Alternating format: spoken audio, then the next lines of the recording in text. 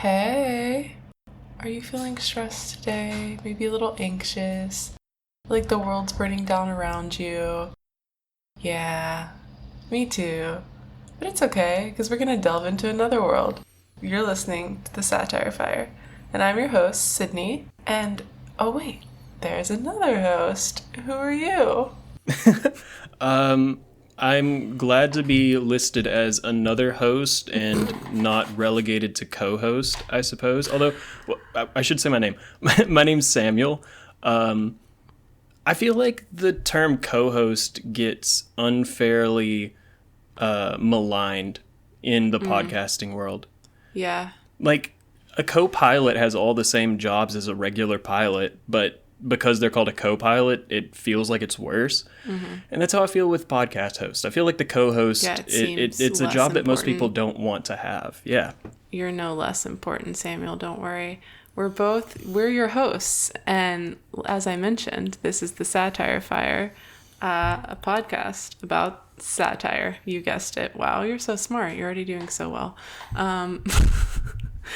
So yeah, I love patronizing our audience in the first 3 minutes of our first episode. This is great, guys. I'm feeling really awkward. That's why I'm patronizing you.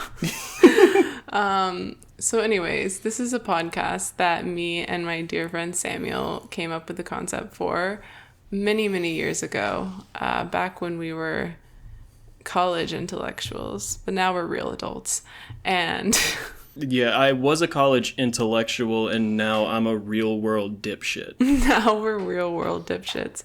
But yeah, we came up with the concept for this podcast several years ago when we were in college. Samuel and I have actually known each other since high school, and we both really love to read. And so when we were these prestigious, pretentious college intellectuals, were like, what if we started a podcast about satirical novels? But now, many years later, we thought it was actually a pretty good idea. Would you agree? Yeah, I think that not to patronize our audience again in the first 5 minutes, I'm doing my best to alienate as many people as I can. I feel like I have always really enjoyed satire. And that has mainly stemmed from the fact that I like to get really in-depth involved in a book. And when it comes to satire, there's significantly greater depth to a lot of books than there are in other forms of literature. Like that's broadly probably a false statement, because you can get just as involved in literary fiction as you can in any kind of genre fiction.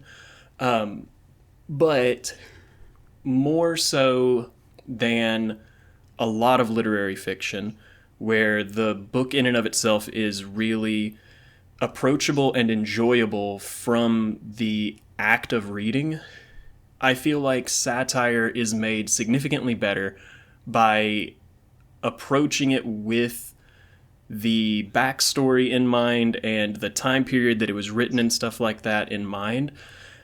And I just think that it makes it significantly more engaging and interesting.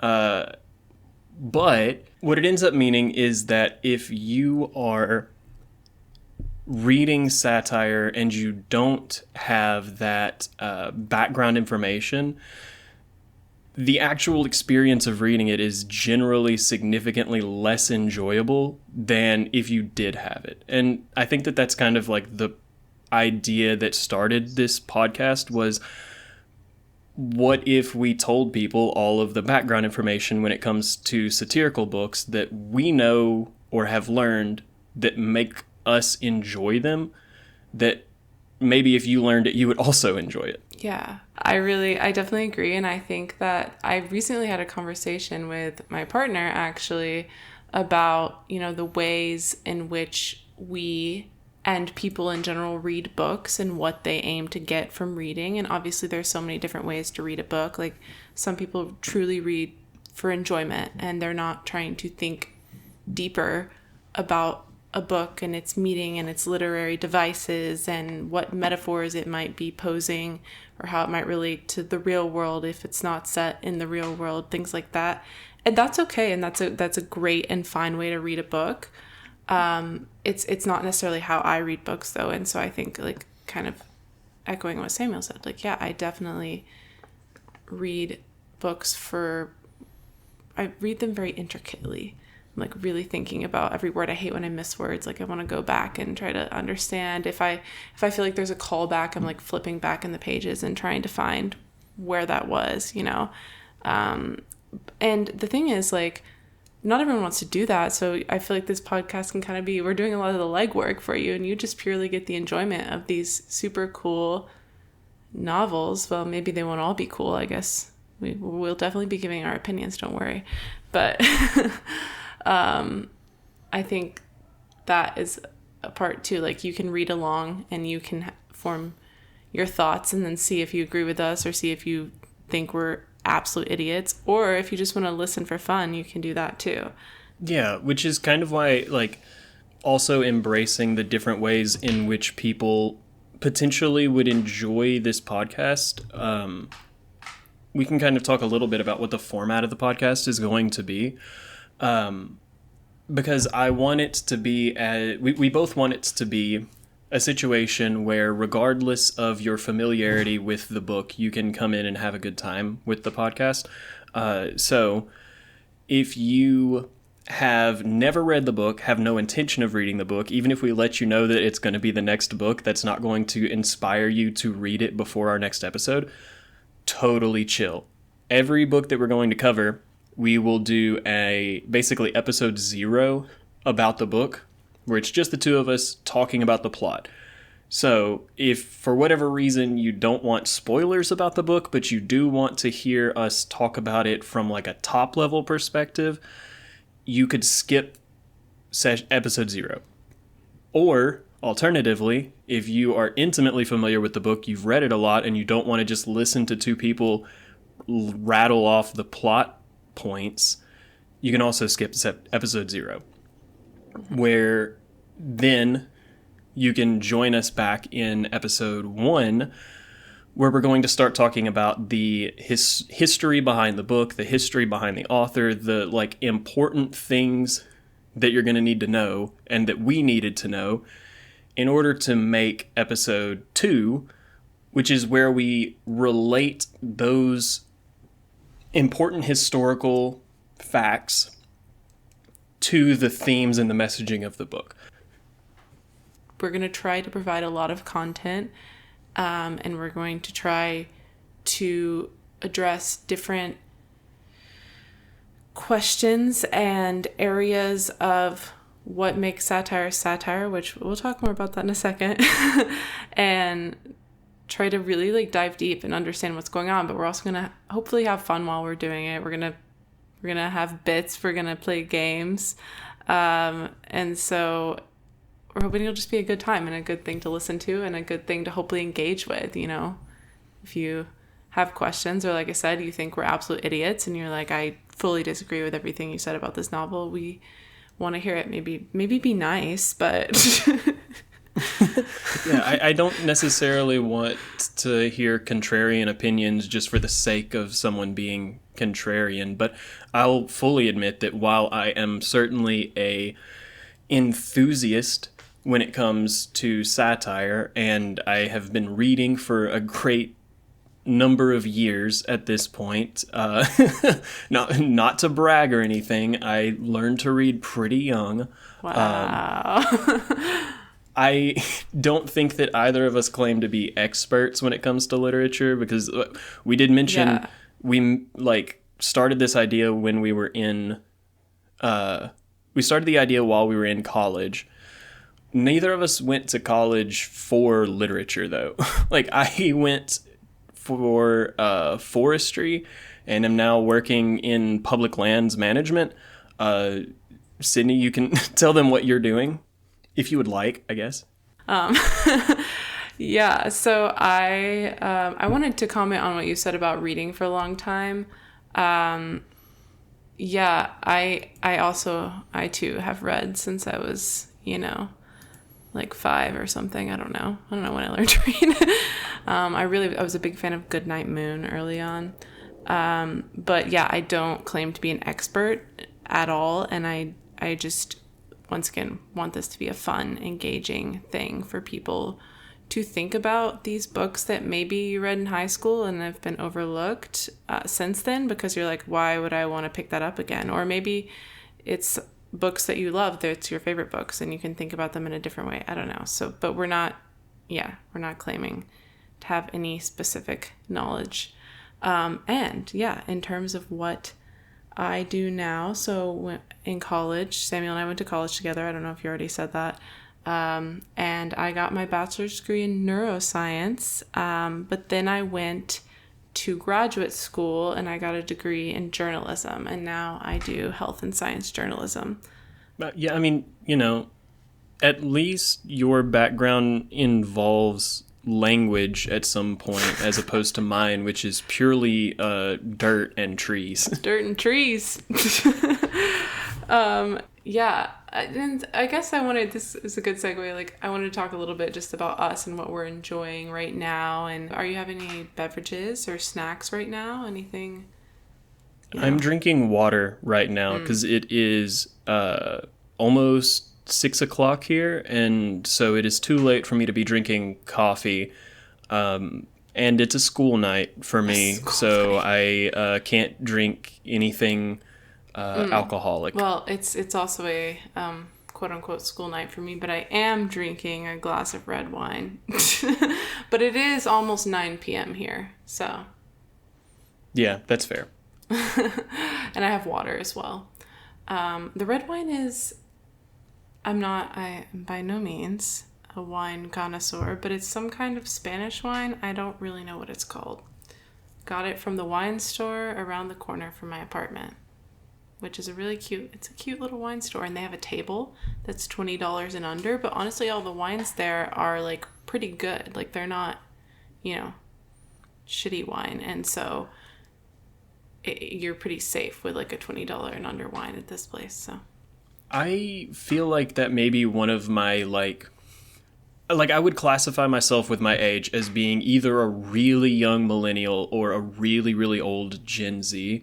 And I feel like my most Gen Z quality might be the fact that I do not know a single goddamn thing about wine. It could also be my most, like, I'm a queer man, but I feel like the most straight aspect of my manhood is not knowing a single thing about wine. The last time that I bought wine, I bought it because it had a duck on the label and I thought it looked cool. That's so funny.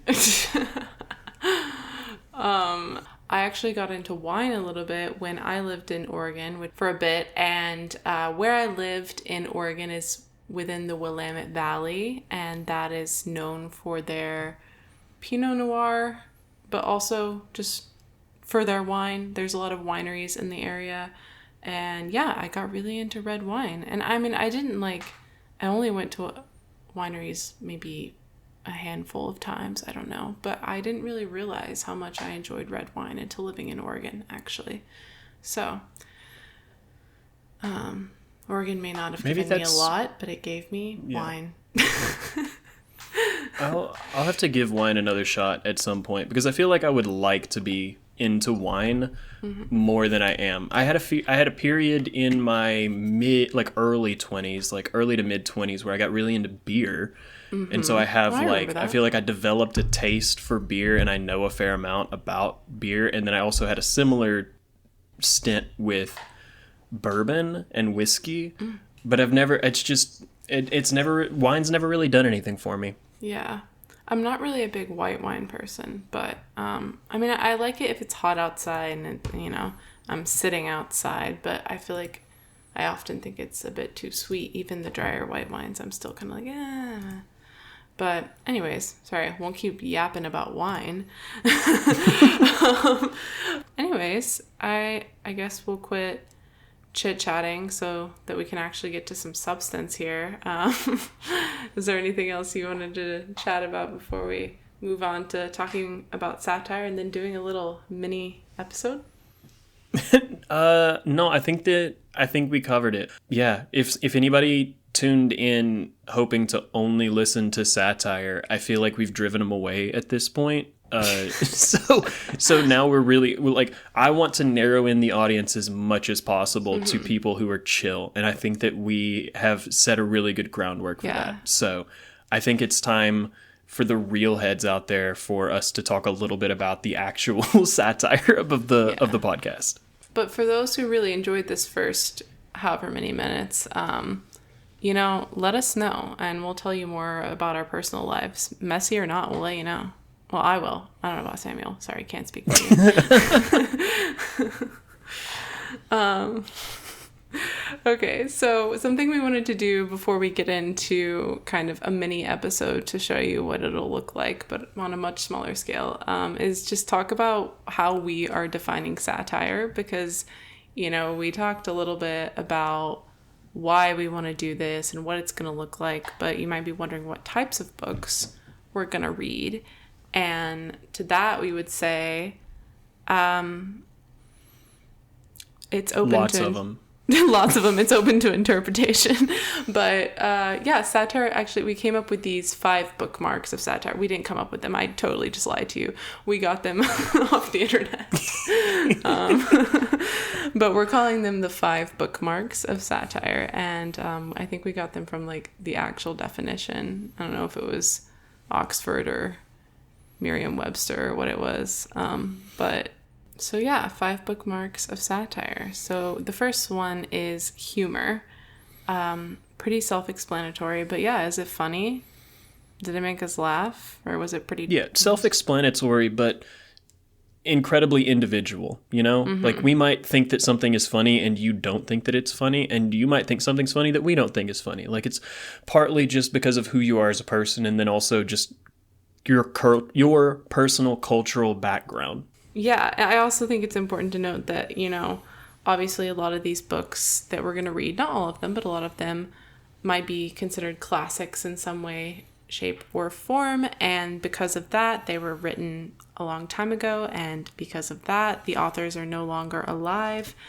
But that being said, a lot of times the author might intend it to be humorous. And while we can't directly ask the author their intention, we can suppose what their intention might have been. So I think that's something we'll be trying to do with the humor category and with every bookmark that I'm about to mention. And the second bookmark is irony. How the hell do I define irony? I know what irony is. I would guys, say generally, the concept of being ironic or using irony generally is you are using language that means one thing, but your intention is the opposite. And I think often irony is humorous as well. And so I think that's an important thing to note, that with these bookmarks, a lot of them are going to overlap a bit. We might use one bookmark to kind of give evidence to another, and that's okay. It's our podcast, so... The third bookmark is exaggeration. And so this can kind of just mean that the author is doing something that just seems over the top or ridiculous, or no, that wouldn't really happen in the real world. It just really goes over the top with kind of the political involvement of the world and, what the people in that world are expected to do. It's that's crazy. No one would ever make you do that. No one would make you say that, And then the fourth bookmark is ridicule. And I think we generally just define that as subjecting someone or the opposition, a group, a concept, a place to, rudeness. Ridiculing them, being dismissive, or... what other words would you use, Samuel? Yeah, is the author being overtly hostile to a person or group of people with the intended effect of that person or group of people looking stupid? Are they trying to make somebody look like an idiot? And if so, it's very possible that they're ridiculing them. Yeah, I would say it's very scornful at times. It's mean-spirited, as opposed to the next one, the fifth one, which you can talk about.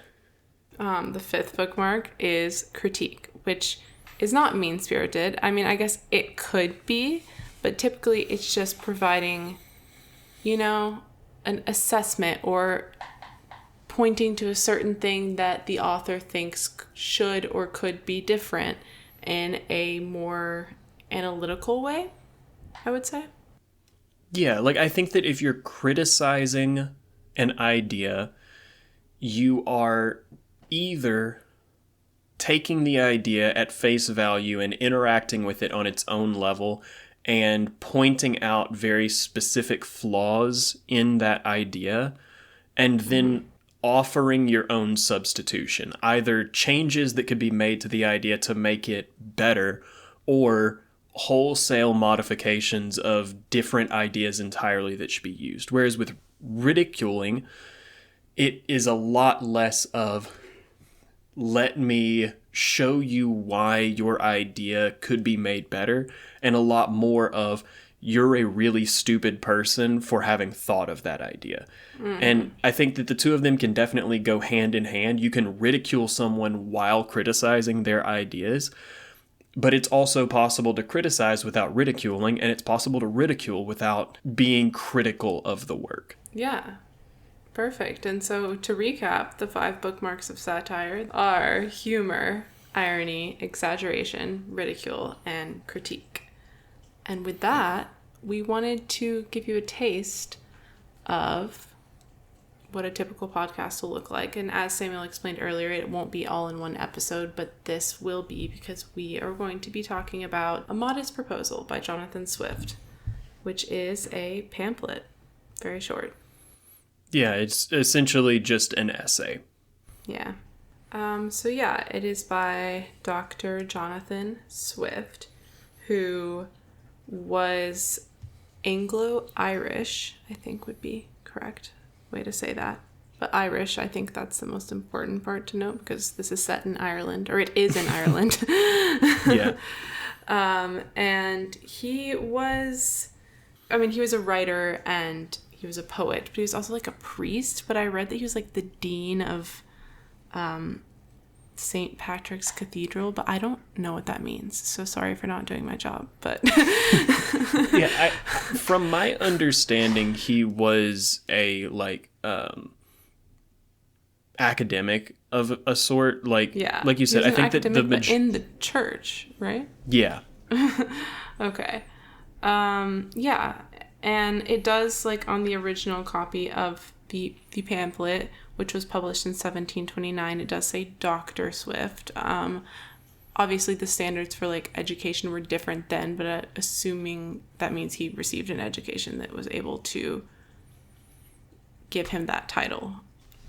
And so Jonathan Swift, he was born in Ireland in 1667, and then he continued to live in Dublin throughout, as far as I'm aware, his entire life.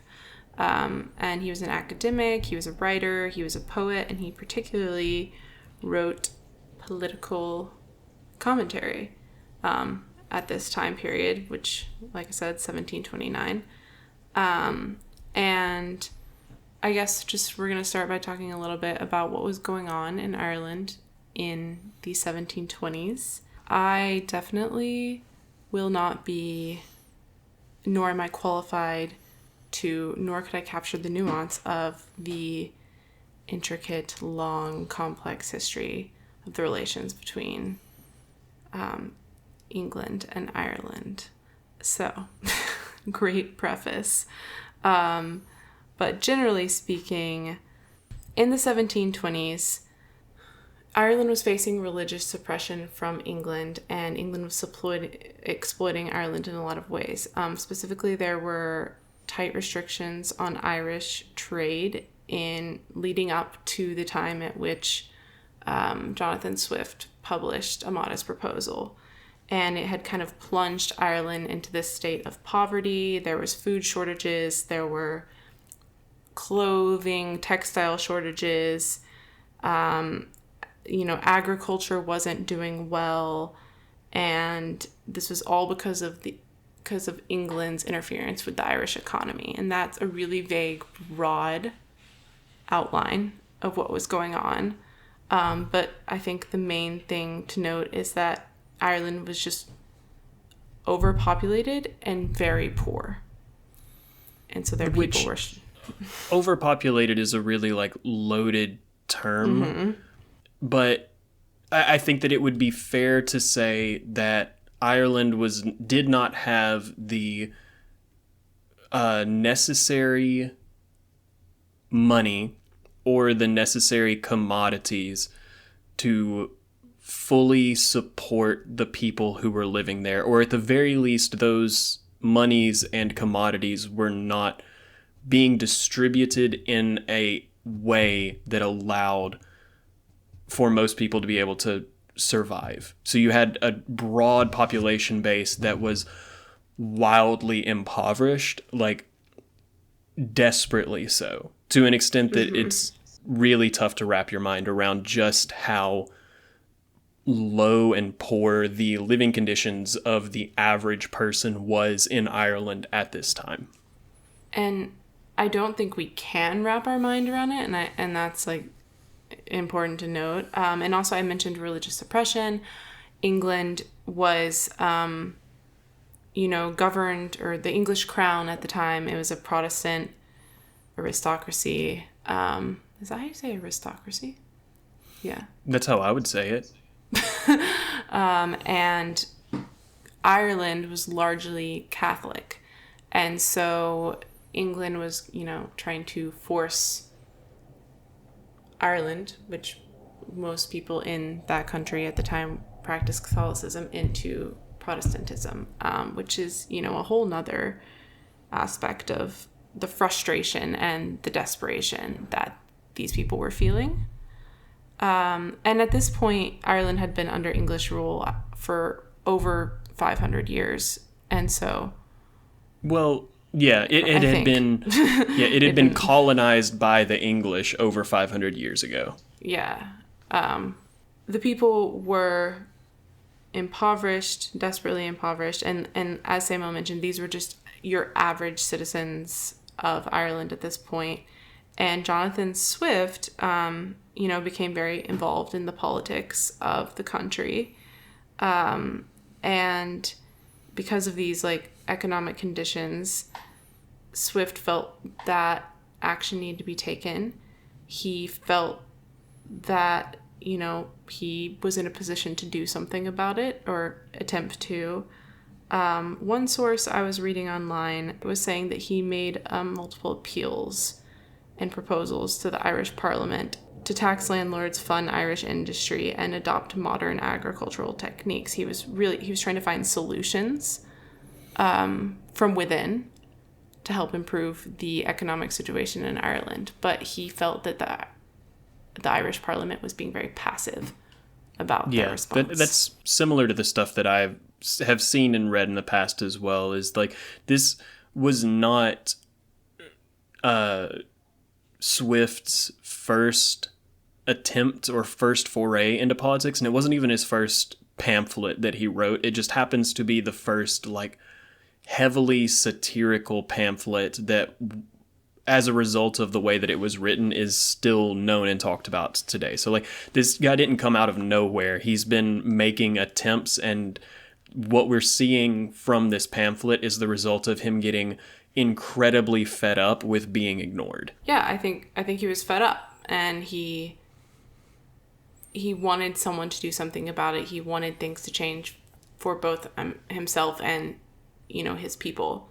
And so he decided to write this frustrated satirical pamphlet, this essay, that kind of was, I think, in a way directed towards the Irish Parliament and their inaction, and also the apathy of the Irish people in general about the situation, because as we've mentioned, it had been over 500 years since Ireland was colonized, and these conditions have been worsening and worsening, and I think Jonathan Swift felt like his country was frozen in inaction. And similarly, he also felt that, English rule on Ireland was messed up.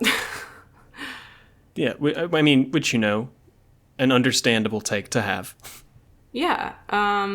This was his response, and I guess let's get into it. Yeah.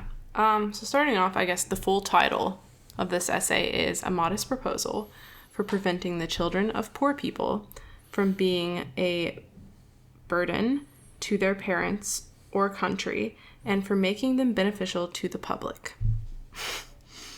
Yeah. And so I guess an overall summary is that essentially Jonathan Swift proposes that the country, Ireland,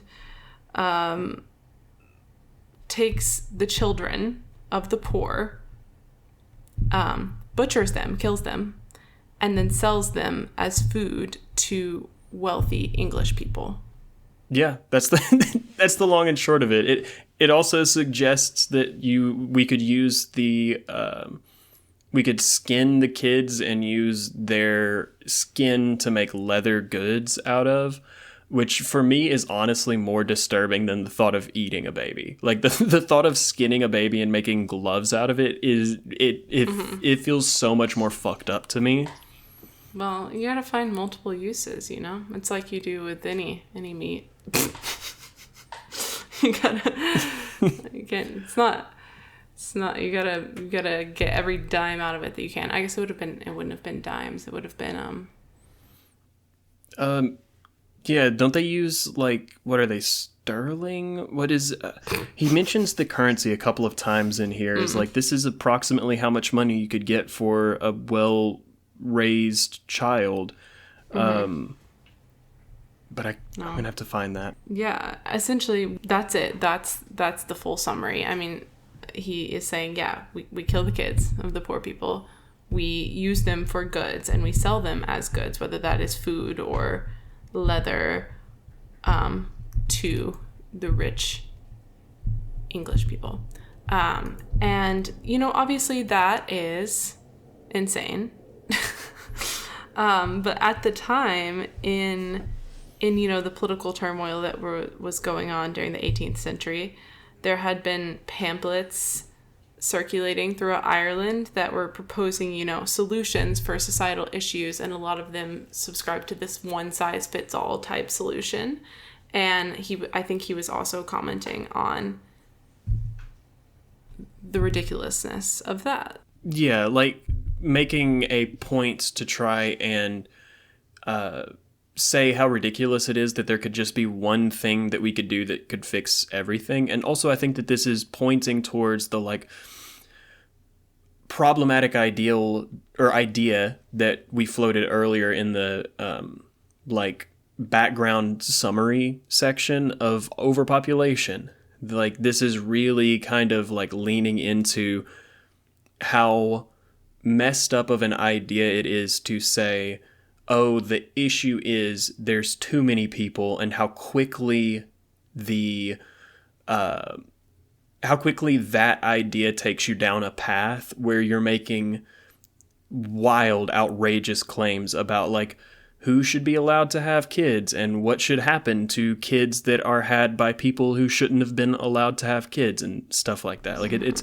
It's got a lot to say about that, even if it's not directly. Yeah.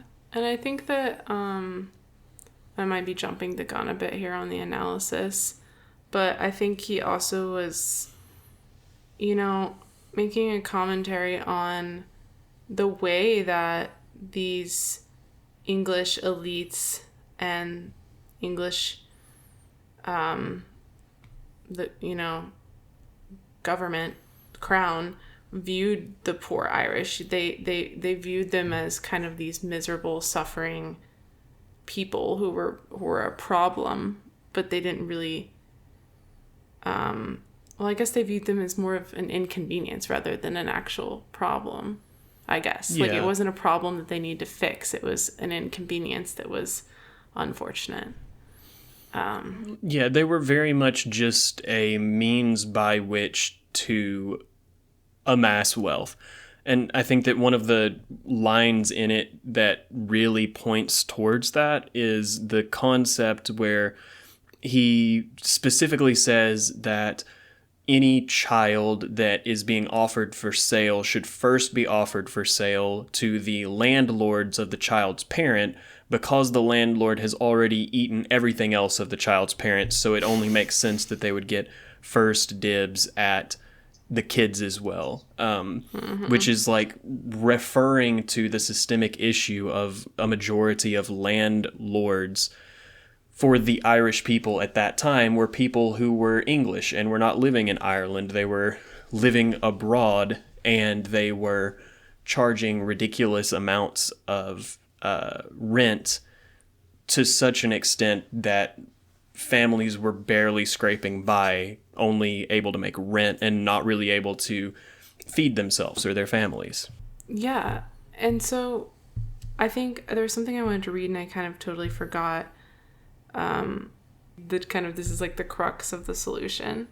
Because it's kind of where he I think it's important to note that in the beginning of this pamphlet, he's actually just describing like the disparity that Irish people, and specifically Irish beggars, Irish poor people, are living in. And it seems rather serious. And, it seems like he's going to actually get at this issue, but then he suddenly says, a young, healthy child, well nursed, is at a year old, a most delicious, nourishing, and wholesome food, whether stewed, roasted, baked, or boiled. And I make no doubt that it will equally serve in I don't know how to pronounce that. It's a dish. Like a fricassee? Fricassee. Or a ragout. So he's like, I suddenly speaking about putting a young, healthy child into this dish that, English people are eating. Anyways, I think that talking about like what makes satire, you're often surprised when they start being satirical, and I would say that this pamphlet definitely does that. Yeah, I would definitely agree with that. It holds its cards to its vest for a long time and definitely sticks to its guns of just being a modest proposal, and then it does that throughout the time where it like, even when you get into like it's giving point by point reasons of why this is a really good idea, it's delivering the lines in a way that is very like, I'm just a very reasonable, level-headed guy. I'm a regular guy just like you, and I've got this regular guy idea that all the regular guys are gonna love. Yeah, it's a very like can-do attitude. Like, yeah, we can just do this, and we can do it, guys. And I know we're all feeling a little stuck in our steps, and we're feeling a little frozen, but like, well, I'm just a modest guy, and we can do it. Let's do this. It'll work. Yeah, he actually goes on to list, I believe it's 6 different reasons that at the end of the 6 different reasons, he says, oh, there's a lot of other reasons, but like 6 specific reasons for why this should be a good idea. And for those that are curious, the first is that it's going to reduce the number of Catholics. So don't worry about that, guys. We're reducing the number of Catholics. We're going to be more Protestant. The second is that poor tenants are going to have something of valuable to pay their rent. So don't worry about deferred payments anymore. Your tenants are going to pay you on time. Third, we now don't have to pay to raise kids, and so that's more money into the economy because parents aren't having to pay to raise their kids. Fourth, now what he calls the constant breeders are going to have a regular source of income because of the fact that they're constant breeders. They don't have to worry about mouths to feed, and they don't have to worry about begging on the streets anymore. Fifth, it's going to become a hit customary food in taverns and such, and so people are going to travel to Ireland and England in order to have this hot new dish. Yeah, he says, sorry, I just want to interject. At one point he says, infant's flesh will be in season throughout the year. Yeah, exactly. And sixth, it's going to encourage marriages because people are going to be less likely to just like fool around outside of marriage, because if you get married, now you get the benefits of your significant other having kids. And so less unmarried people, more married people. Yeah, and then I think that there's a couple things like throughout it that I wanted to also bring up. At one point, he's talking about, well, it's when he says infant's flesh will be in season throughout the year, which is hysterical. And then, but he says, but more plentiful in March and a little before and after, for we are told by an eminent French physician that there are more children born in Roman Catholic countries about 9 months after Lent than at any other season. Therefore, reckoning a year after Lent, the markets will be more glutted than usual, because the number of popish infants is at least 3 to 1 in this kingdom. And, goes on to say that essentially people are banging more at Lent. So there will be more flesh available in the spring. But by the time, the babies are born, then we have time to fatten them up, and then they can, be put on the market. And I wonder what your thoughts are. Do you think this is in any way like a commentary on Catholicism?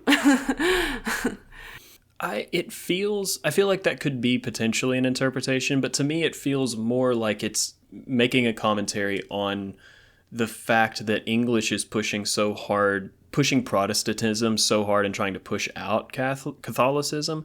And so it's like he is embodying the mindset of an English person, and therefore the stereotype, I suppose, is what he's like alluding to, of like the stereotype of there being a lot of kids born 9 months after Lent. So I feel like you could interpret it as it making a point against Catholicism, but I feel like it's much more strongly a point in reference to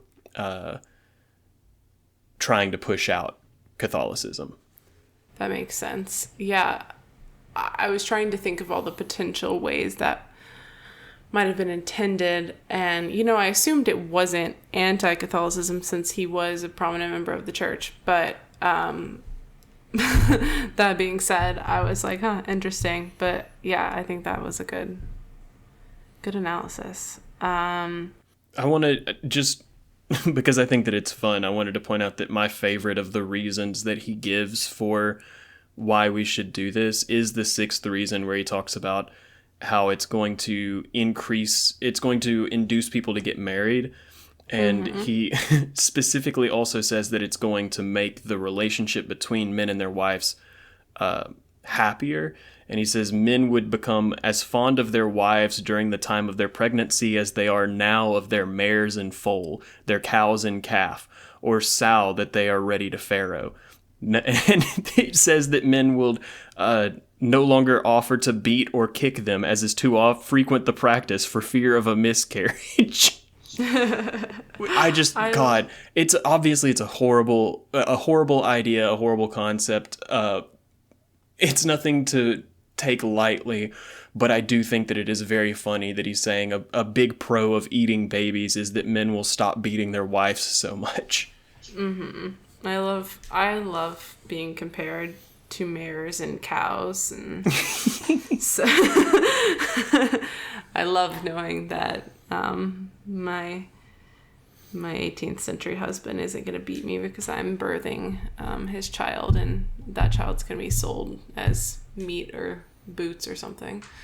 Exactly. I really wonder. I mean, I think this also speaks to how,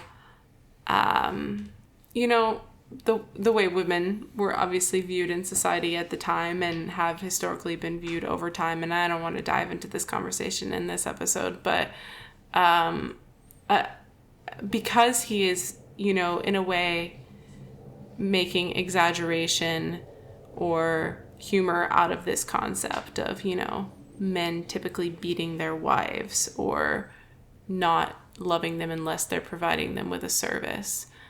I wonder how Jonathan Swift felt about that, because is he critiquing that, or is he just using it to exaggerate his point?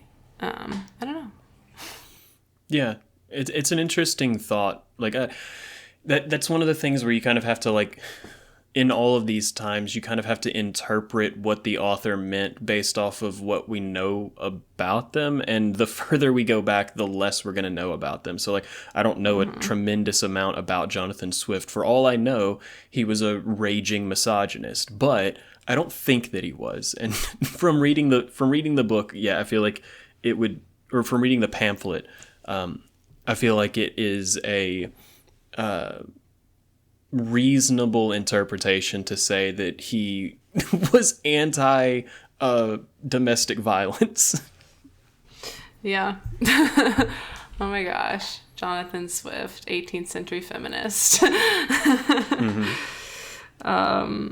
Yeah, I think thank you for outlining the 6 reasons for why we should do this. I think those are very key. I also do like in the 4th reason that women, birthing women, are described as constant breeders. That's funny. Yeah. That's fun. Yeah, and then I also really enjoy that it's going to be, you know, sold in taverns across England. People are going to grab a pint, grab a plate of fresh baby, and they're just going to chat, and they're going to shoot shit with their friends. Grab a pint with the boys and a boy for the table. It's like going into Chili's and ordering a blooming onion for the table, but it's like, hey, are you guys feeling baby tonight? Yeah, and so I think, I don't know, I feel like in terms of describing more summary, or, you know, what Jonathan Swift is saying, there's not a lot more to say. Like, it's actually a rather simple concept, and I think that's the point. I think that one thing that is important to say, though, is, like, so far we've predominantly focused on the first, like, 90% of this pamphlet, and what he does in the last 10% is something that is kind of a recurring theme within satire that I think is really important to point out. He lists and enumerates and discusses in depth his reasons why he thinks that killing and eating kids is a really good idea. And then he has a little paragraph where he says, this is what I actually think is going to fix the problem. Like, he's addressed what the social problem is, he's presented a solution to the problem, but then later on, he basically discounts his own ideas as being ridiculous as a way of introducing his own ideas. So, like, later on, he says, I can think of no one objection that will possibly be raised against this proposal unless it should be urged that the number of people will be thereby much lessened in the kingdom. And he goes on to say, therefore, let no man talk to me of other expedients, of taxing our absentees at 5 shillings a pound, of using neither clothes nor household furniture except what is of our own growth and manufacture, of utterly rejecting the materials and instruments that promote foreign luxury, of curing the expensiveness of pride, vanity, idleness, and gaming in our women, of introducing a vein of parsimony, prudence, and temperance, of learning to love our country, of quitting our animosities and factions, nor acting any long. This one's tough. So we're gonna get a little bit. I don't stand behind this. This is just what he's saying, and I will come back to it. But of quitting our animosities and factions, nor acting any longer like the Jews, who were murdering one another at the very moment their city was taken, of being a little cautious not to sell our country and conscience is for nothing, of teaching landlords to have at least one degree of mercy towards their tenants. Lastly, of putting a spirit of honesty, industry, and skill into our shopkeepers who, if a resolution could now be taken to buy only our native goods, would immediately unite to cheat and exact upon us in the price, the measure, and the goodness, nor could ever yet be brought to make one fair proposal of just dealing, though often and earnestly invited to it. Basically, he ends the whole thing by saying, don't try to offer other solutions because none of them are going to work. There's no point in us saying, let's tax landlords that are absentee. Let's only buy domestic. Let's boycott English goods. Let's try to promote a sense of national honesty and unity and stuff like that. This is what he thinks is actually going to work. Yeah. I do a couple of those things you just read that I want to point to and talk my shit about Jonathan Swift. Yeah, because I think that it's important to note that, like, authors are not always right. Just because somebody was educated enough and in a position at a moment to be able to put pen to paper and then have their ideas spread, and then those ideas are still being consumed today, doesn't mean that what they are saying is right. Because he's making a couple of points here that I think are really strong points, but like Sydney's about to point out, he's also saying some whack shit. For example, so he does say curing the expensiveness of pride, vanity, idleness, and gaming in our women, and introducing prudence and temperance. You know, and I don't know if he's just trying to call women sluts or something, but I think in my opinion, it seems like, you know, he is writing about people who have less means than him. You know, the entirety of the country was struggling economically, but obviously Jonathan Swift was in a position to even be able to do this, to even be able to have an education and write this essay. And so it seems like he's commenting a little bit on those who are just having babies without, I don't exactly know what he's doing, but it feels a little bit like punching down is all I'm going to say. It feels a little bit like attacking the very people that you're also aiming to protect. Much. And I don't love that. Yeah, it definitely is.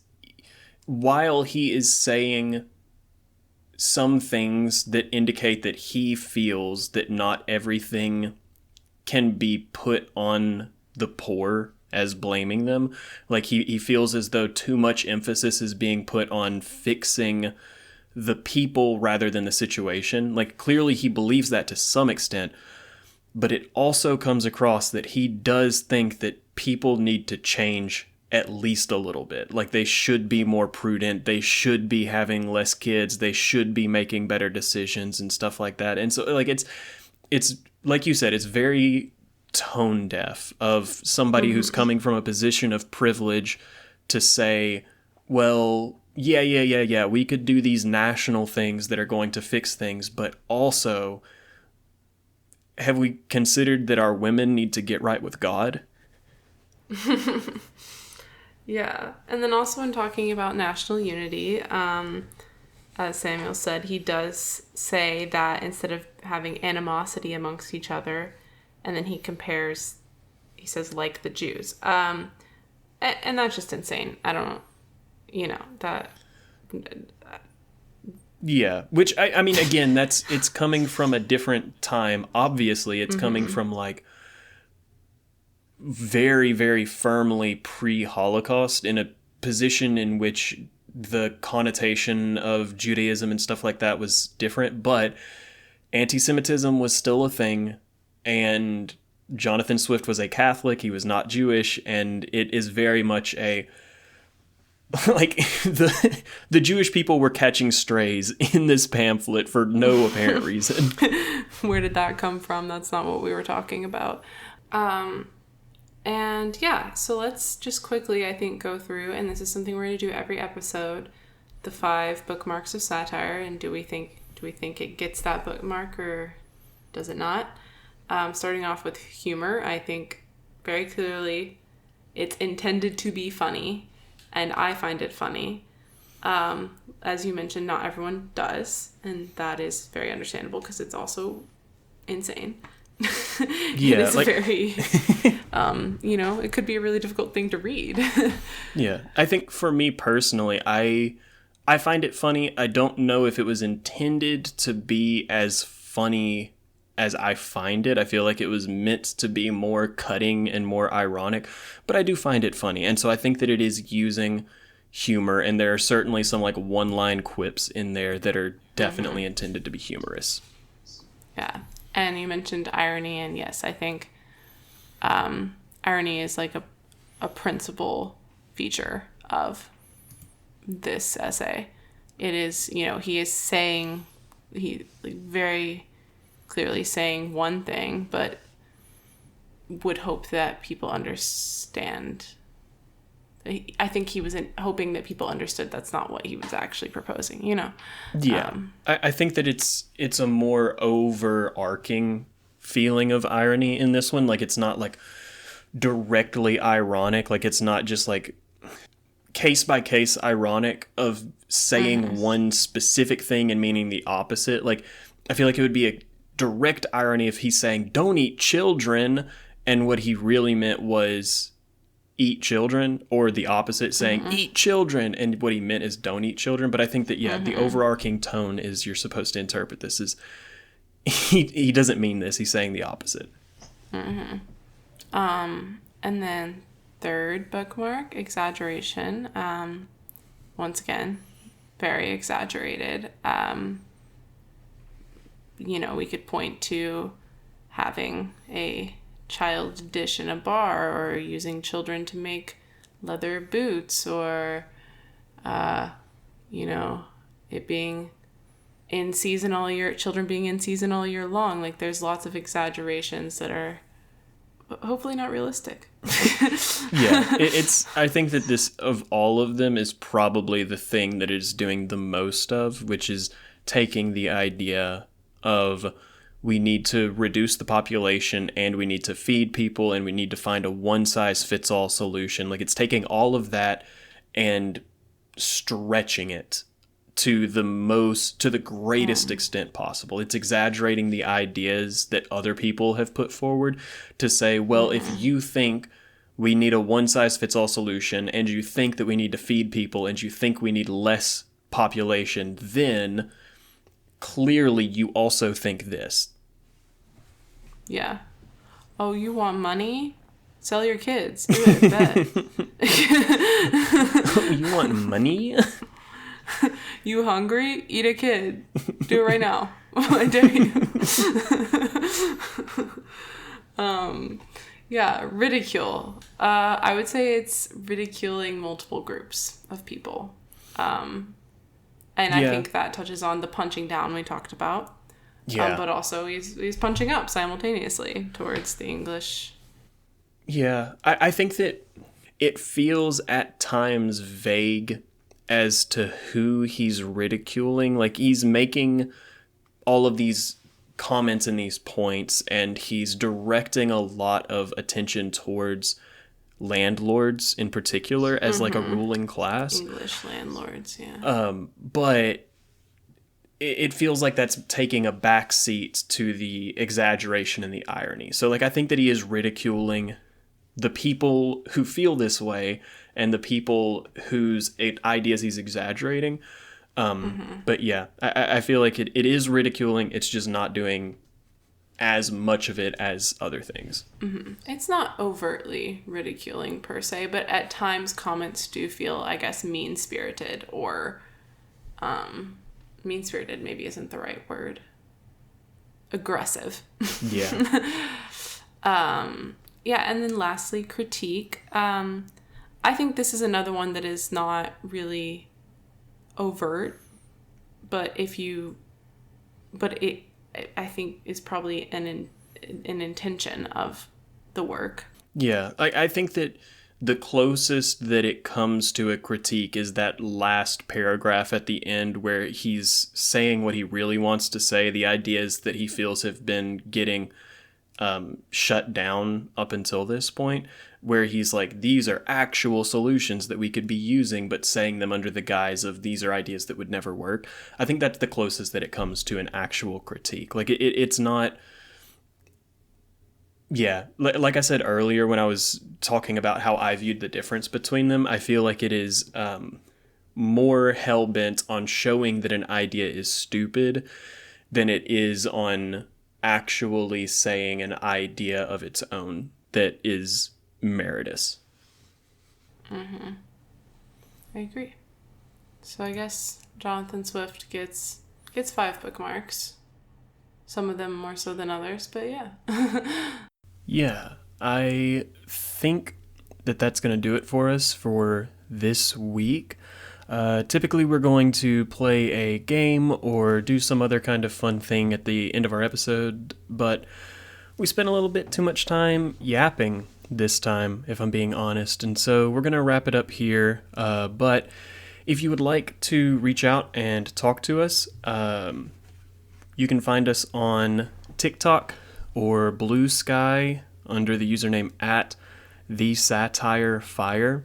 So just the podcast name, exactly how it sounds.